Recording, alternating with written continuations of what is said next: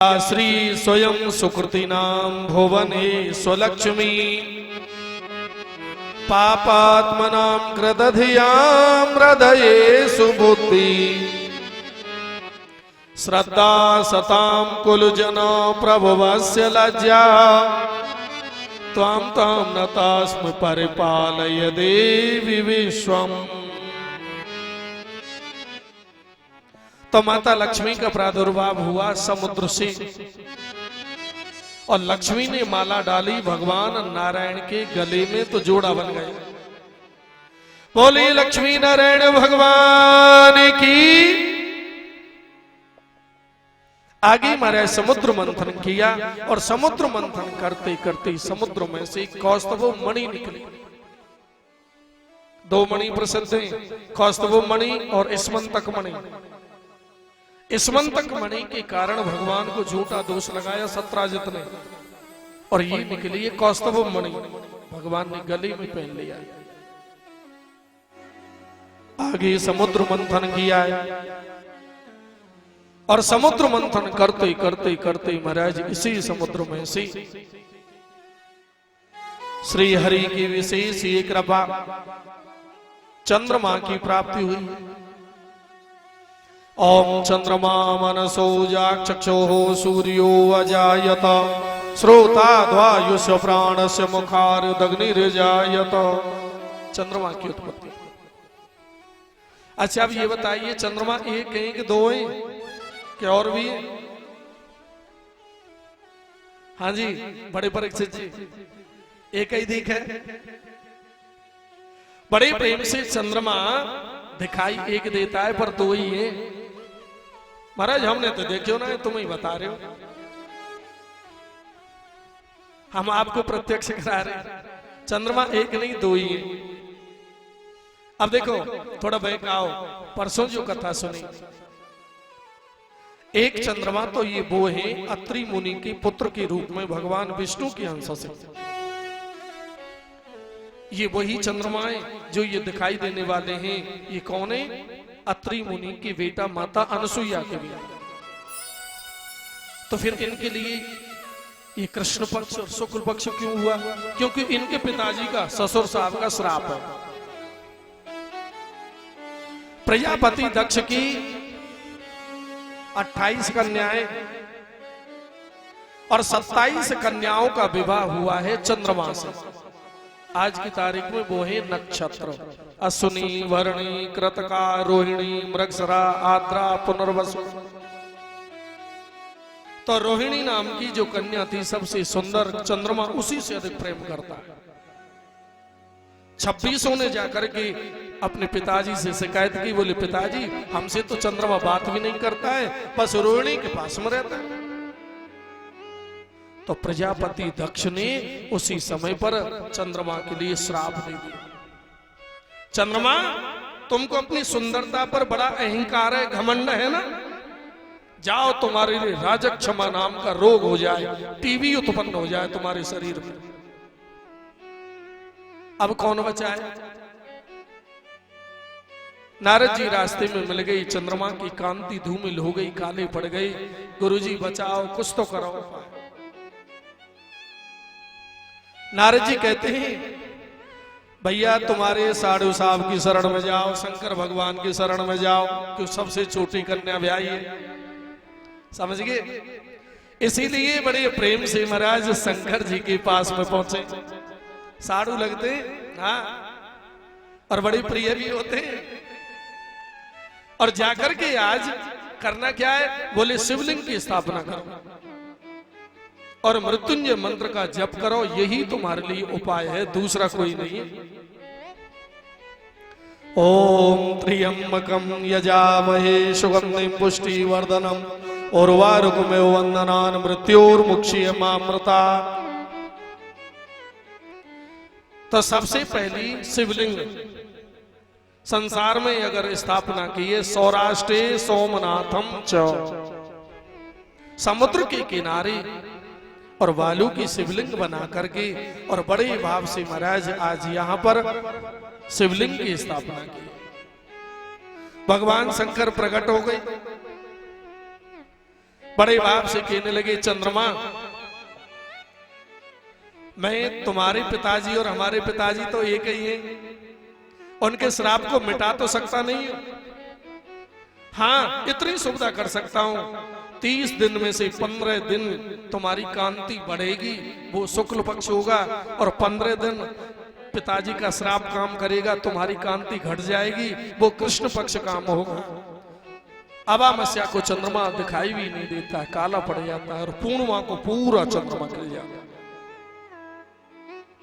स्वयं महाराज ये चंद्रमा एक तो ये है, समझ में आया, और दूसरे चंद्रमा समुद्र मंथन करते समय समुद्र से प्राप्त हुए। महाराज वो तो हमने कभी देखे ही नहीं है, वो कहां है? जिस समय पर चंद्रमा की उत्पत्ति समुद्र से हुई, उस चंद्रमा ने विचार किया, मेरे भोले बाबा ने पिया है जहर, आग धतूरा सब जहर खाया है ना, तो अब जहर में गर्मी होती है, और चंद्रमा क्या करता है? शीतलता देता है, अमृत प्रदान करता है। हमारी वनस्पतियों में रस, मीठापन जो होता है ना, ये चंद्रमा के प्रभाव से होता है। तो चंद्रमा ने विचार किया, क्यों ना भगवान शीश पर, ठाकुर जी के, शंकर भगवान के शीश पर वास करें, जिससे कि शीतलता देते रहेंगे। जहर पियाए, जल चढ़ना भी तभी से शुरू हुआ है, ज्यादा से ज्यादा पानी चढ़ाओ, खोपड़ी में गर्मी नहीं चढ़ी है, तो शंकर के अब भी जल चढ़ रहा है, दिन रात चढ़ता है। बोलिए शंकर भगवान की जय। तो चंद्रमा, वही चंद्रमा समुद्र से जो निकले हैं ना, उन्होंने तो शंकर भगवान के शीश पर जाकर के वास किया है। ना वो चंद्रमा कभी घटता है और ना कभी चंद्रमा बढ़ता है, एक रस रहता है, वो तो सदा सदा के लिए रहता है। ऐसे मेरे गोविंद की प्रार्थना बड़े भाव से चंद्रमा की उत्पत्ति हुई इसी समुद्र से। आगे महाराज समुद्र मंथन किया, और समुद्र मंथन करते करते करते इसी में से वारुणी नाम की मदरा निकली, शराब निकली, दैत्यों ने ग्रहण कर लिया। अब दैत्य लोग मदरा को पीकर के मस्त हो गए, और उनके लिए और कोई चिंता ही नहीं है। अब तो महाराज आगे समुद्र मंथन किया। समुद्र मंथन करते करते समुद्र में से उच्चेश्वरा नाम का नीले रंग का घोड़ा निकला। उस नीले रंग की घोड़े के लिए राजा बलि ने अपनी सवारी को ग्रहण कर लिया। तो मेरे लायक है, बोले आप ले लो, झगड़ा मिटाना हो तो भैया आप ले लो। आगे समुद्र मंथन बढ़ाया, और समुद्र मंथन करते करते उसी समुद्र में से सफेद रंग का 7 सूंडों वाला ऐरावत नाम का बड़े भाव से महाराज हाथी निकला है, जिसका नाम है ऐरावत। इंद्र ने अपनी सवारी के लिए ग्रहण कर लिया। ऐसे भाव से महाराज समुद्र मंथन चल रहा।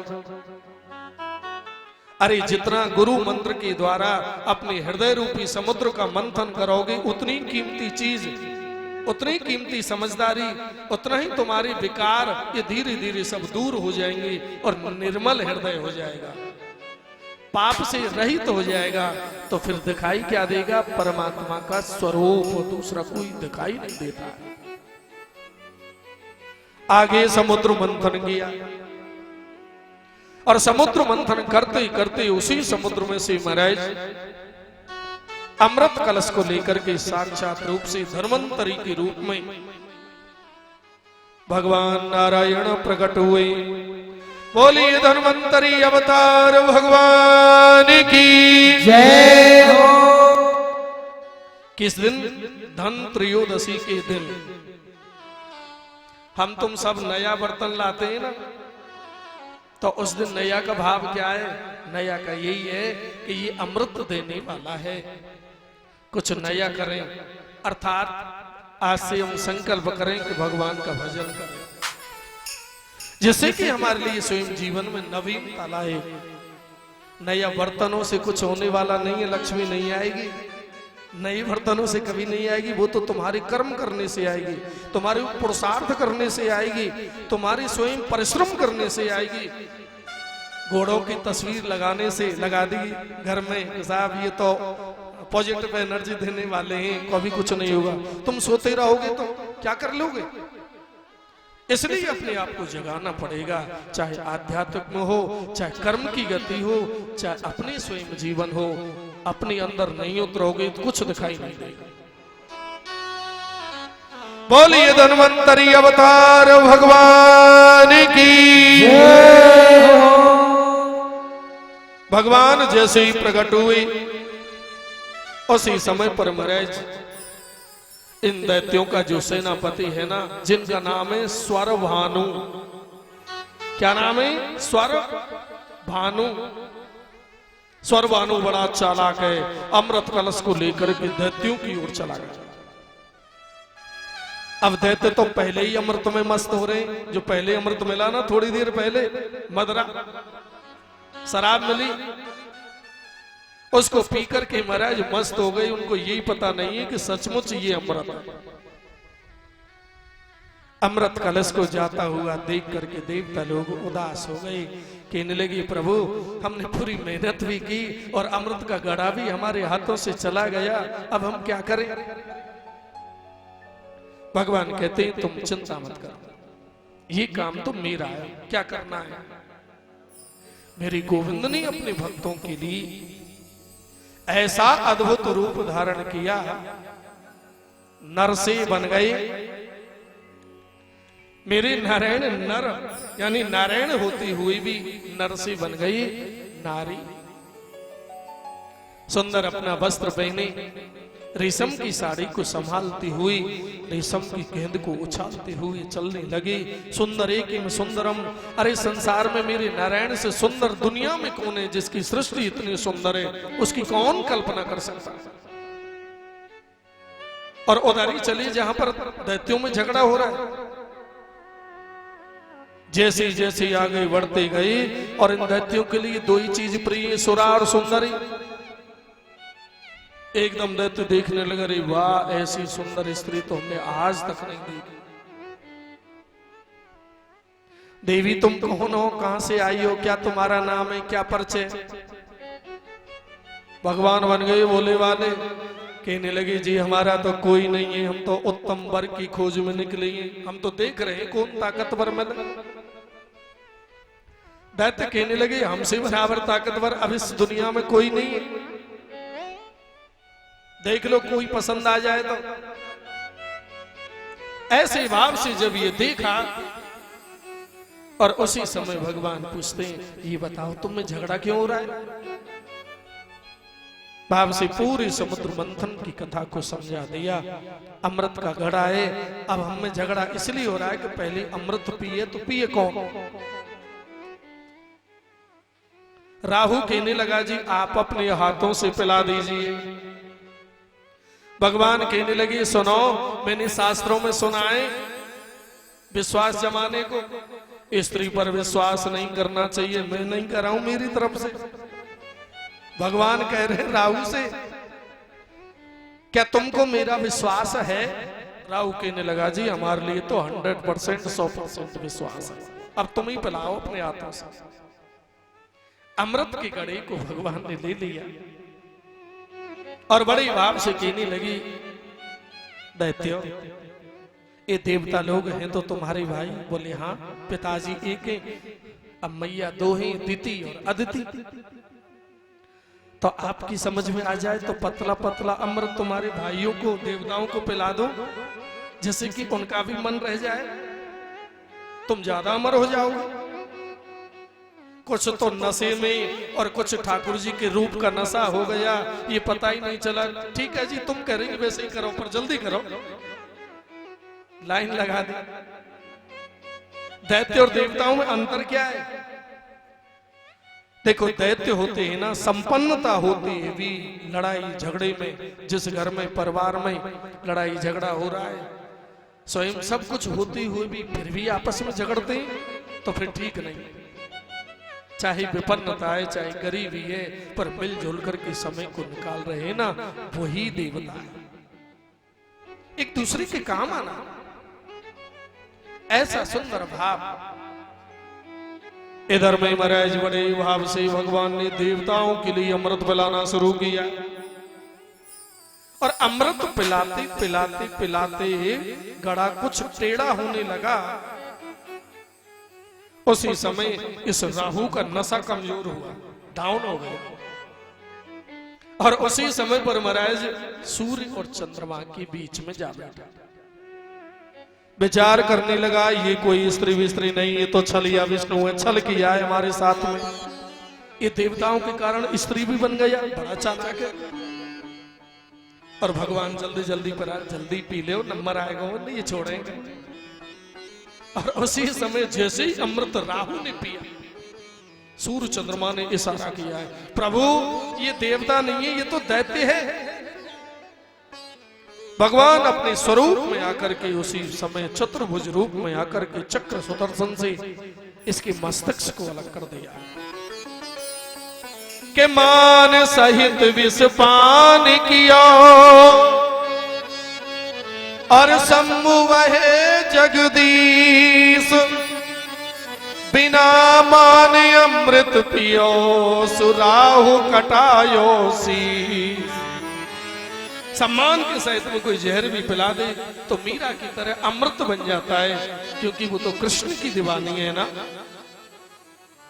आज महाराज धन्य गोविंद की ये कृपा।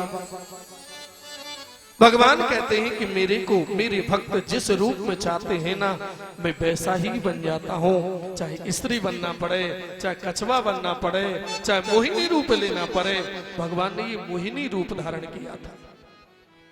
आज धन्य मेरे गोविंद की ये कृपा। बड़ा सुंदर भाव है। नाना भाव ते नचायो भगतन ने मोहे, नाना भात नचायो भगतन ने मोहे, नाना भात नचायो भगतन ने मोहे, नाना भात। तालियों की मीठी मीठी लोक लाज तन भगतन कर हित, लोक लाज तन मन कर हित, बैठल तो विसरायो नाना भात नचायो भगतन ने मोरे, नाना भात नचायो भगतन ने मोरे, नाना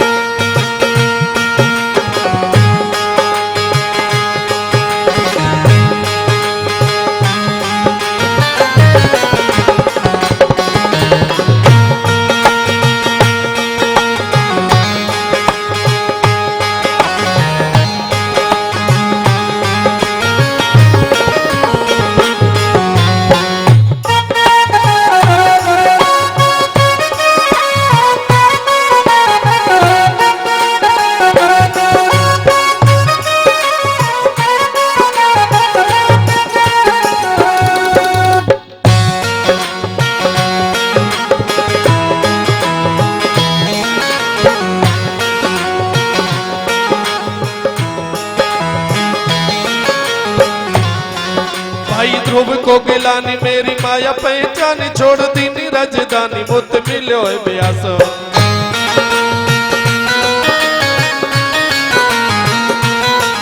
भाई ध्रुव को गिलानी मेरी माया पहचानी, छोड़ दी राजधानी मिलो है ब्यास।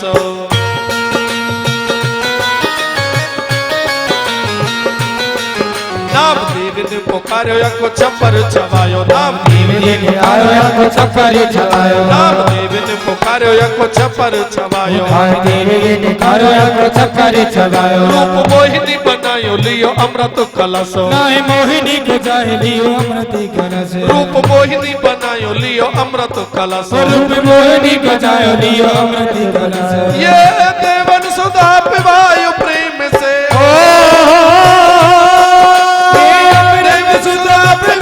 प्रेम से दैत्यन सिंह दिखायो, राजा भात नचायो भगतन ने मोहे, नाना भात नचायो भगतन ने मोहे नाना रे अरे नचायो भगतन ने मोहे नाना रे लोक लाज भगतन हित भये लोक लाज भगतन काज तन कई कई बिसरायो नाना अरे नचायो भगतन ने मोहे नाना नचायो भगतन ने मोहे नाना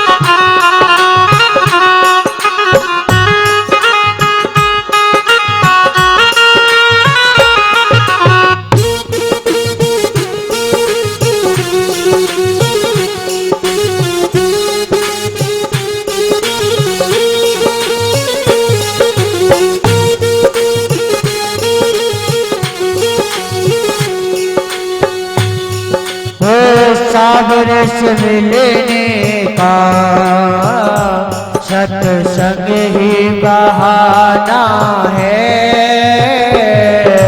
सावरे से मिलने का सत्संग ही बहाना है वो सावरे से मिलने का सत्संग ही बहाना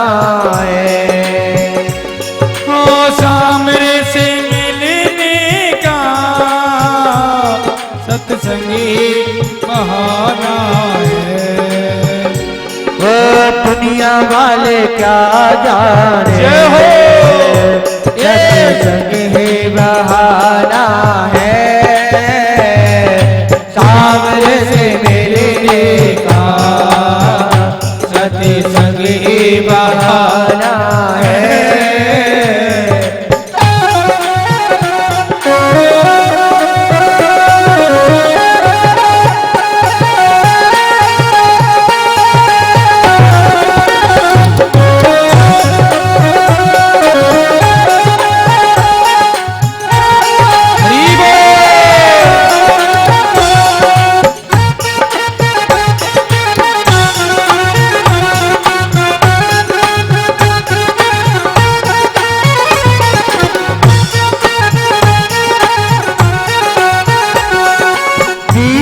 पुकारी रही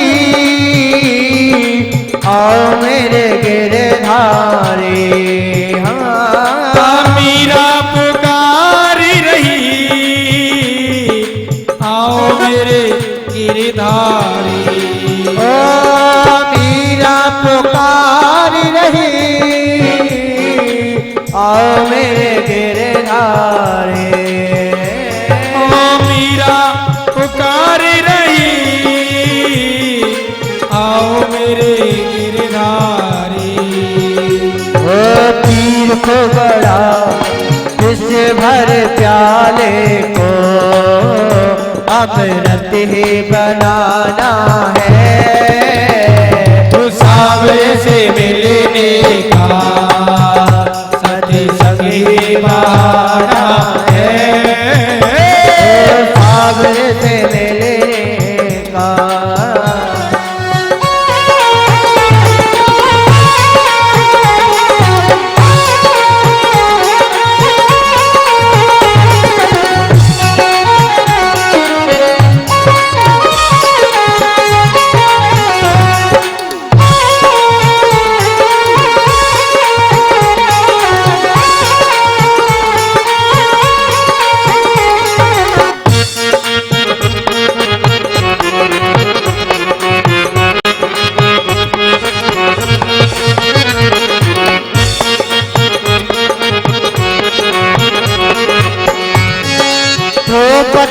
पुकारी रही आओ मेरे गिरधारे। हरि द्रौपदी पुकारी रही आओ मेरे गिरधारी। हाँ द्रौपदी पुकार रही आओ मेरे गिरधारे। हरि द्रौपदी पुकारी रही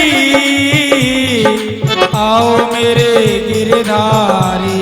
वो तीर को बढ़ा जाओ हाँ तीर को बढ़ा जाओ।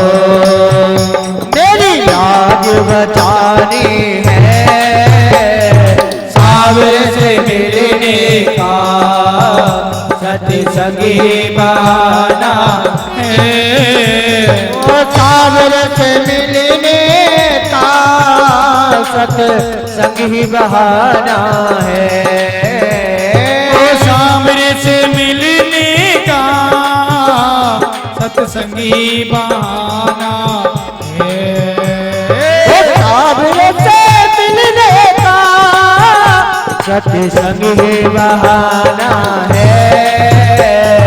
सामने से मिलने का सत्संगी बहाना है।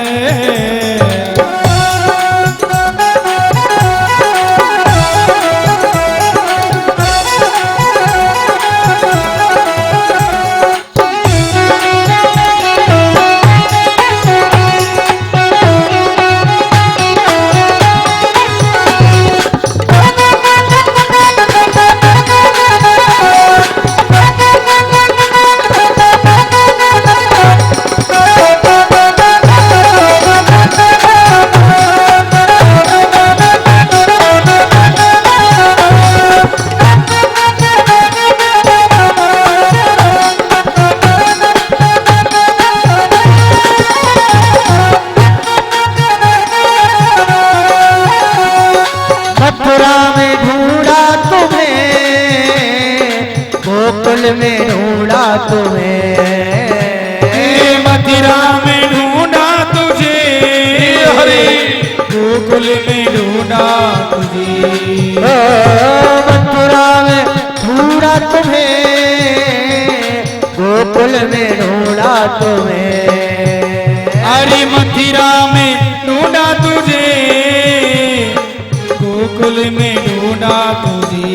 ओ वृंदावन की गलियों में जैसे हाँ वृंदावन की गलियों हरि मेरे श्याम का ठिकाना है। सावरे से मिलने का सत्संगी बहाना है। सावरे से मिलने का सत्संगी बहाना है। हरे सांवरे से मिलने का सत्संगी बहाना है। ओ सावरे से मिलने का सत्संगी बहाना है। सावरे से मिलने का सत्संगी बहाना है। बहाना है।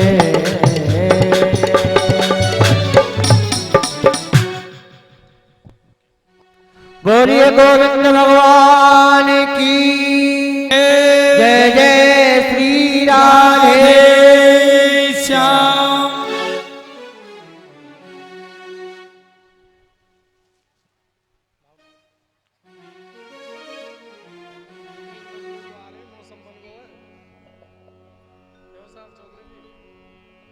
तीन बजवे को आ रहे हैं और मौसम बनो। बोलो भाग्य बिहारी लाल की जय हो। आज बड़ा ही शुभ समय और हमारे परीक्षित जी महाराज मुखेना वाले परिवार सहित यहाँ पधारे, मंच का भव्य रूप से स्वागत किया, जोरदारी से स्वागत है उनका। हमारे जो भी अतिथि पधारे और विशेष समय लेकर के आप लोग बाहर से पधारे हुए, उन सबका जोरदारी से हार्दिक स्वागत है। ये गोविंद की महती कृपा से शुभ समय जब मिलता है तब जाकर के ऐसा शुभ अवसर प्राप्त होता है। आज धन्य हमारा ये यजमान परिवार अपने पूर्वजों के पुण्य से, ठाकुर जी के आशीर्वाद से, ब्राह्मणों के संतों के आशीर्वाद से ये शुभ आयोजन हुआ है, जिसका आप लोग सब भाव से स्वागत कर रहे हैं और बड़ी आनंद पूर्वक ठाकुर जी की लीलाओं का दर्शन कर रहे हैं। बोली वृंदावन बिहारी लाल की जय हो। परीक्षितो रुवाच, परीक्षित बड़े भाव से प्रश्न करते हैं, भगवान अब तक आपने हमारे लिए सतयुग की लीलाओं का दर्शन कराया, अब तक जो कथा सुनी है ना आप लोगों ने, ये सब कथा सतयुग की है। महाराज मेरे लिए बड़े भाव से अब आप त्रेता में मर्यादा बनाने के लिए भगवान श्री राम के रूप में गोविंद पधारे। ऐसी पावन कथा के लिए श्रवण कराओ। हमें निज धर्म पर चलना सिखाती रोज रामा। अगर अपने बच्चों को संस्कार देने हैं ना, छोटे बड़ों की मर्यादा अगर सिखानी है, बोलचाल सिखानी है, तो श्री राम चरितमानस का घर घर में पाठ होना चाहिए, जिससे कि स्वयं आगे इस परंपरा को बढ़ाए। राम चरित्र मानस, राम कब मिलेंगे? अब उल्टा कर दो, श्री राम चरित्र मानस। पहले मानस बनाओ, पहले अपना मन बनाओ, पूर्ण रूपेण मानस बनाओ, और राम जी का जो चरित्र है ना अपने जीवन में उतारो, स्वयं में खोजो। कल्पना दूसरे से नहीं, तुलना अपने से करो। राम चरित्र मानस, मानस चरित्र जब हम जीवन में चरित्र में डालेंगे तब प्राप्ति होगी श्री राम की।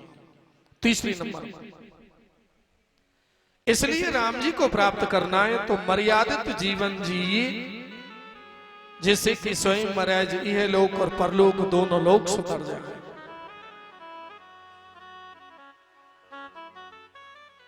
ऐसी पावन सुंदर ये राम कथा है। राम कथा में प्रवेश करने पहले से मैं आपको एक बड़े भाव से दिशा निर्देश दूं। ये मत समझना कि यहाँ छोड़ दिया है वहां रह गया है। दर्शन करते हुए चलेंगे कि राम कथा ही 9 दिन की है।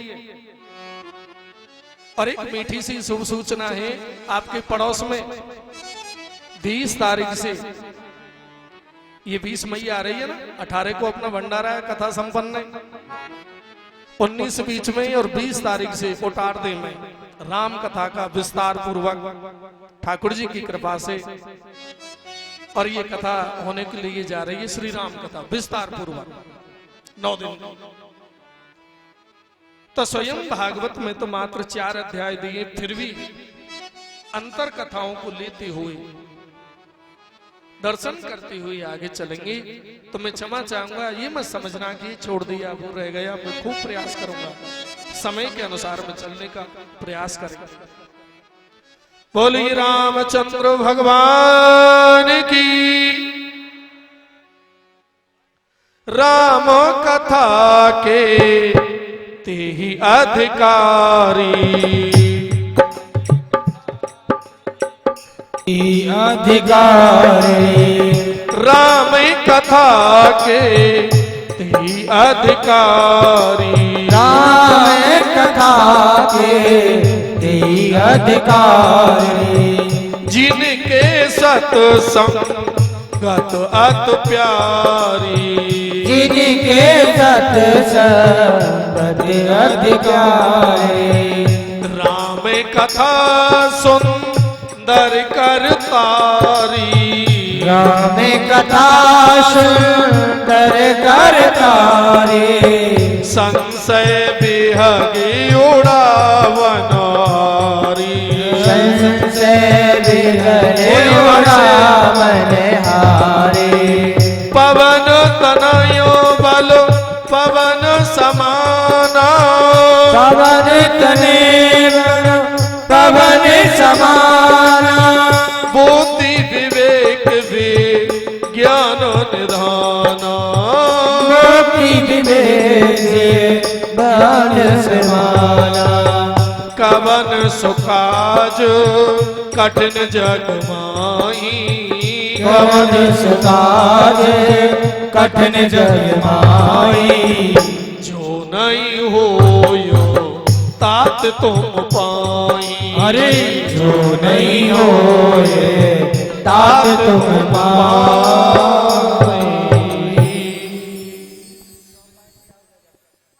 बिना मेरे वीर बजरंग बली के बिना स्वयं राम कथा कभी संपन्न होती नहीं।